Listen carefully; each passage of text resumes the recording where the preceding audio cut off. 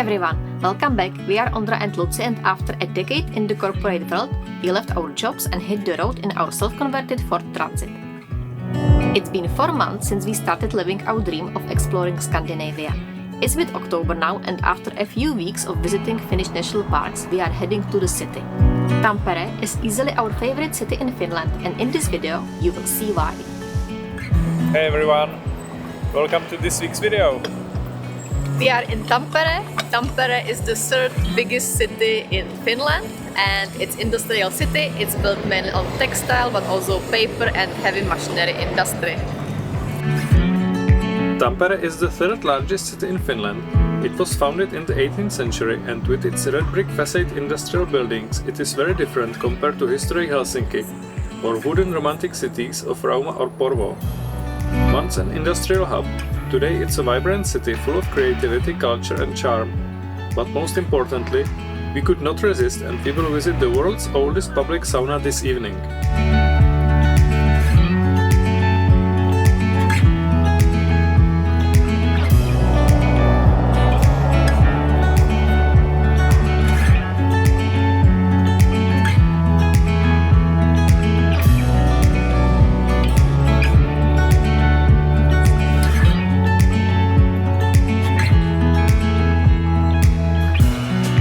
The Finlayson factory was the first bigger scale factory in all the Scandinavia.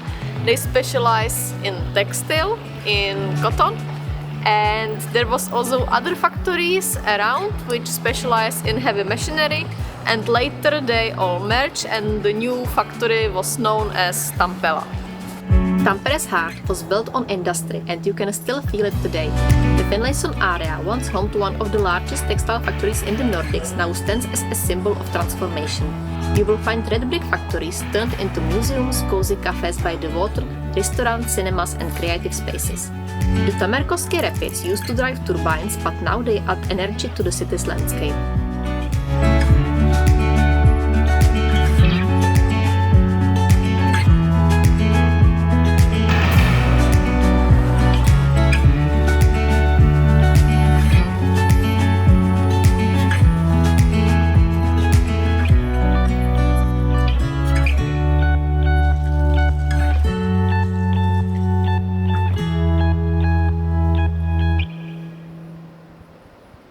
Behind me you can see a steam locomotive. Its name is Pikurusko, which means little brownie, and it's the first locomotive built here in the year 1900. And after several decades of serving various companies and purposes, it was donated back here to the Tampere Technical Museum, and now it serves here as a reminder of the industrial heritage this city has.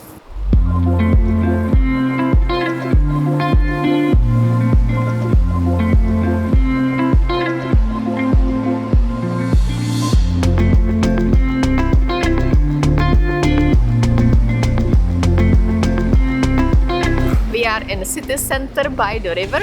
All of the factories were located near the river because they was operating by steam.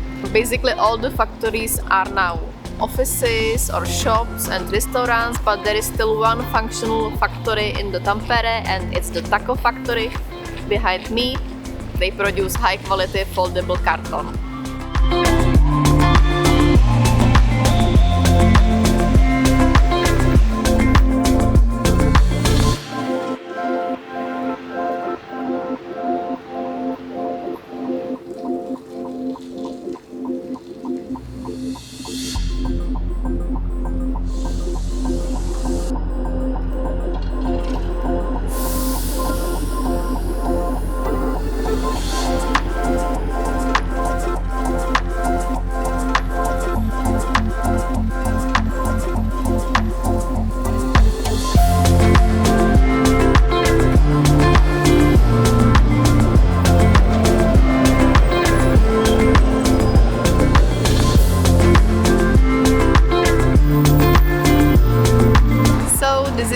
Russian Orthodox Church, which is always quite unique for us, as we don't have them basically in Czechia.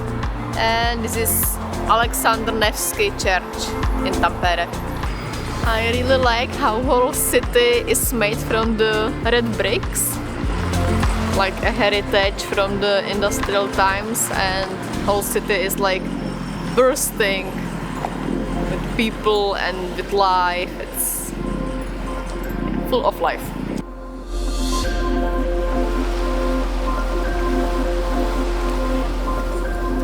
We are walking to Market Hall. It's from 1900s and it's the biggest covered marketplace in all Scandinavia.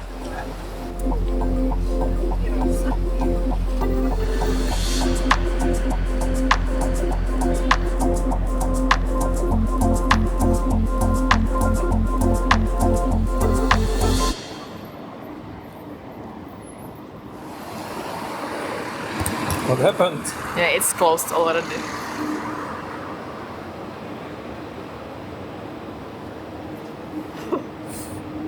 That's your burgers.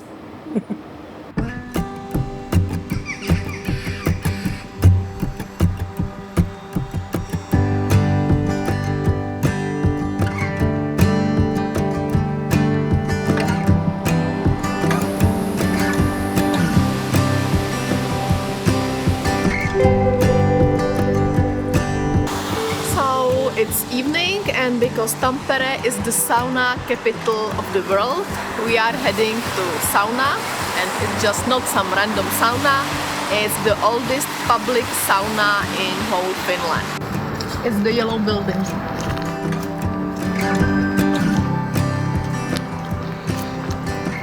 From the photos it looked kinda, I don't know to say sketchy, but we will see. I think it looks very authentic, like normal sauna, nothing fancy.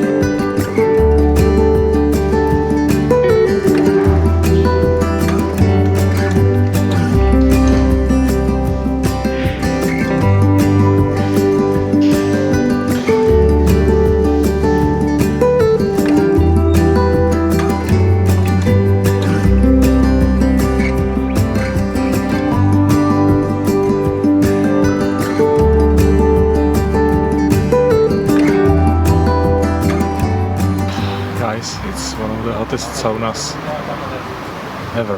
Definitely. I usually don't even sweat in sauna, and here I was like covered. I was bathing in my own sweat in like first 1 minute. It's crazy. It's very wet, but they constantly keep adding water there, and it's so hot. Like now the last round, they like poured the water in 2 times in a row, like quite close to each other, and it was so hot, like my whole back was burning, like if I was touching a hot stove, or I don't know what, like like impossible. In women's part it's different. Nobody is pouring water into the stove, but it's connected, so I guess I'm also getting a bit of the hotness from the men's sauna. Maybe, but it's totally crazy, and I usually can be like 15 minutes in a sauna, but now I did just 8 minutes, and I was toasted totally, like my head was spinning, so I had to get out. Yeah, I don't have any clock, any watch, so I'm based on the cycles of other girls in the sauna. But I love it here so much. It's like, I think it's traditional. It's supposed to be traditional. It's the oldest public sauna in Finland. It's very authentic. It's nothing fancy, but I love it so much. It's really nice. It's not like this, like log cabin saunas, wooden walls, etc. It's like a basement kinda, with But Yeah. it's probably how it's supposed to be. Yeah. I think it's the local way. I think it's Yeah. right. Yeah, it's not about like feeling fancy, but about just getting hot, and for that it really works. Yeah, that is what is important. It's very functional. And then you go rest outside. And it's very cute in here. It's like backyard. Yeah. Backyard of like houses basically. There is like hydrangeas flowers, my favorite. It's really like my kind of thing. I love it. Yeah.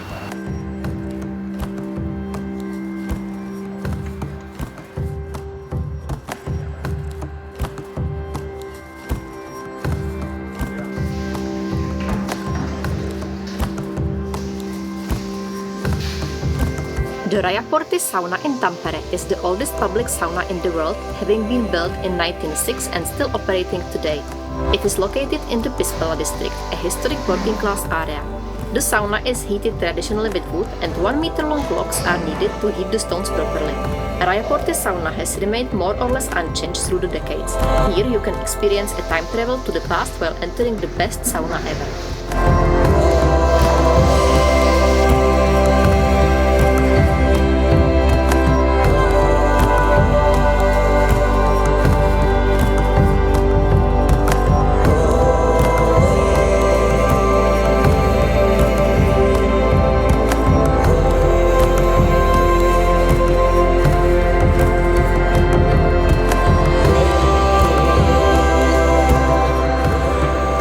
So what are your thoughts? It was so special. It was so nice. So different to every other sauna I have been in my life. It was perfect. I totally love it. I wonder whether it's for locals or like Yeah. And I how thought- many tourists did you see? just us and the other Czech couple. Yeah. Yeah. It's so strange. Like the city is so vibrant, like so like past. It's like industrial history, but here we sit in the very same sauna as the workers in the cotton factory in downtown 100 years ago. It's amazing.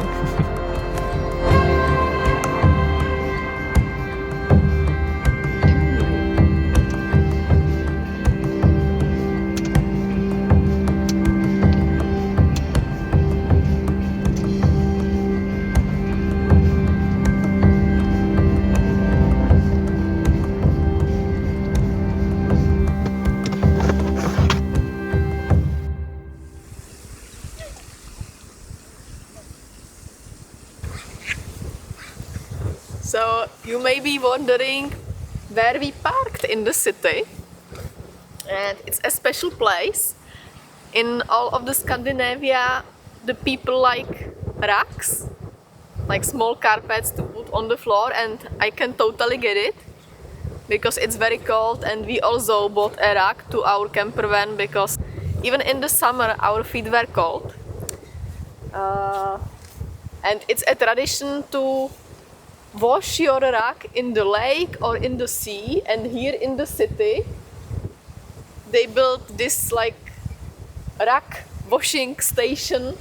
So you just wash the rack in here, then you go over there. There is this press, which to me it seems like from 19th century, but it's modern, it's working very good. You just press the rack so it's not full of water, and then you hang it here to dry. You have a beer, you chat with other fellow rack washers and enjoy the day on the sun. I remember when I was a kid, in front of every block of flats, there also have been these rack dryers, but I think it was more for beating the rack so it's not full of dust. But this is totally new, they still do it. It's a tradition. I feel local.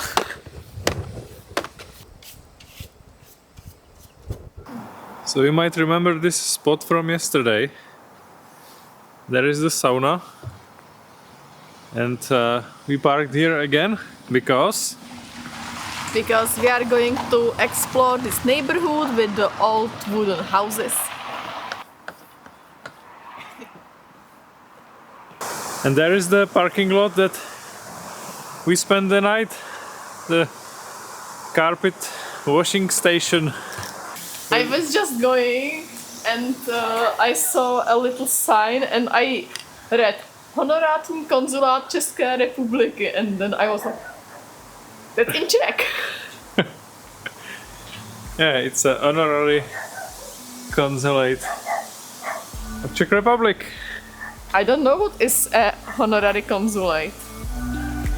Should we go there? Should we announce ourselves? We are here! Here we are!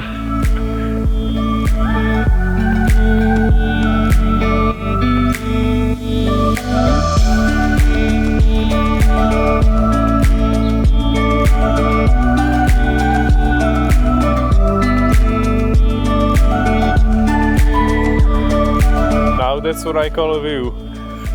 It's beautiful. I read on the website visit tampere.fi that this quarter with the colorful buildings, it used to be like for workers, like very usual basic houses for workers of the factories, but now it's like luxurious residential quarter, probably because of the view here. It's beautiful here, and the views are amazing. And since it's built like a, like a terrace kinda, because the hill is quite steep, like everyone has nice view, I think so.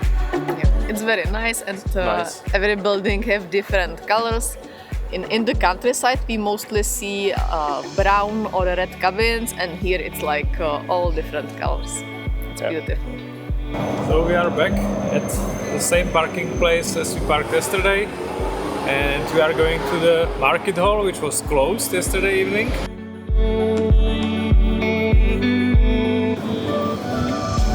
Second attempt.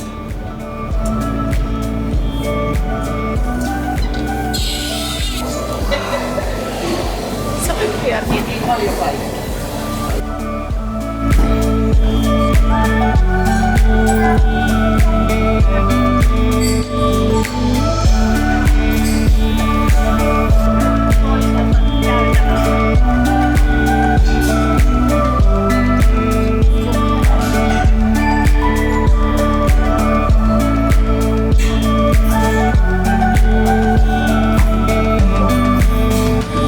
So, what do you say? Finish coffee, Pretty good. Like, I don't understand what. Well, maybe we got lucky, but what people are saying online. It's like filtered coffee, you know. It's not that strong, but I like it. Not bad.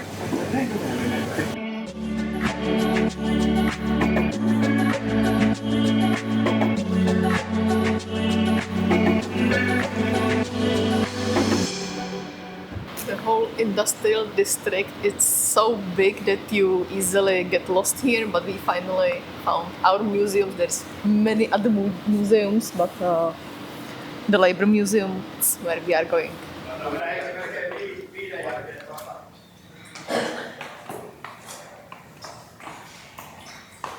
So it's here, it's Museum of Labor.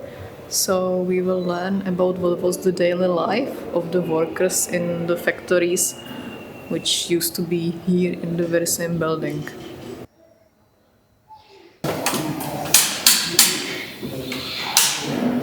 Hello, would you like to buy anything? Yes, I would like some chocolate. Chocolate. I have fish. I think I have some chocolate. Cafe? Okay. 5 euros. Thank you.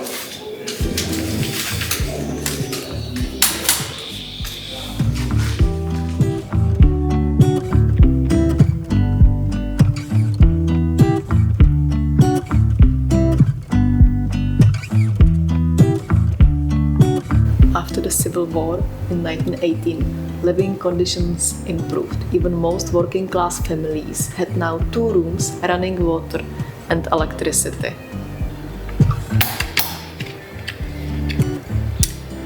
I like the practical things in the museum.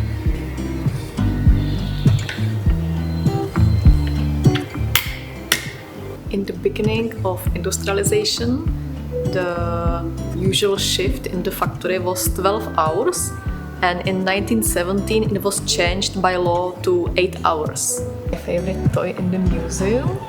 Like, what's that? Right next to the golden thong from the 2000s.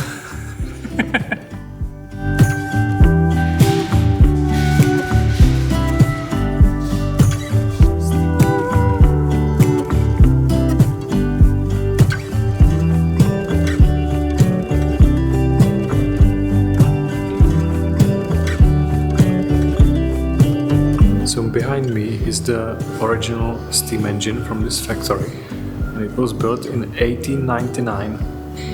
I don't understand how they did it. Like, they had the technology to make these precise machines, you know. All the while people lived in huts and were working on fields, etc. And of course, most of them started working in these factories, but anyway, it's interesting. And compared to today's money, this would cost like €1.25 million,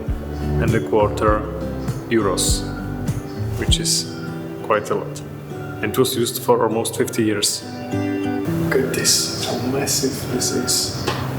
It's incredible. I love a huge machinery like this. Always makes me like wonder how it must have been when this whole thing was moving. You know, the sound it must have produced. We often think it was very miserable to work in a factory like this for 12 hours a day, living in like very small hut without any electricity for a minimal wage. But for the people in that time, it was very cool to work in a factory with a wage all year round. Like stable environment, basically, instead of, you know, hoping that you will grow enough food to survive the next year. Exactly. Which sometimes didn't happen. You know, there was a famine like 1860s where thousands of people died of hunger. Yeah, it was like 10% of the Finland's population. We should go because the museum is closing in 10 minutes. So yeah, that's what happened in your 30s. You are closing IKEAs, museums.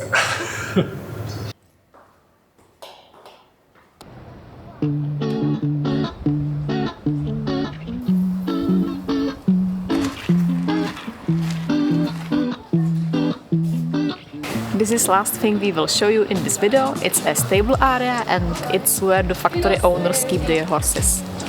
Today there is no more horses. Now it's the cool area where you can find little cafes and handicraft shops. Okay, so there are few horses still left, but they are very small.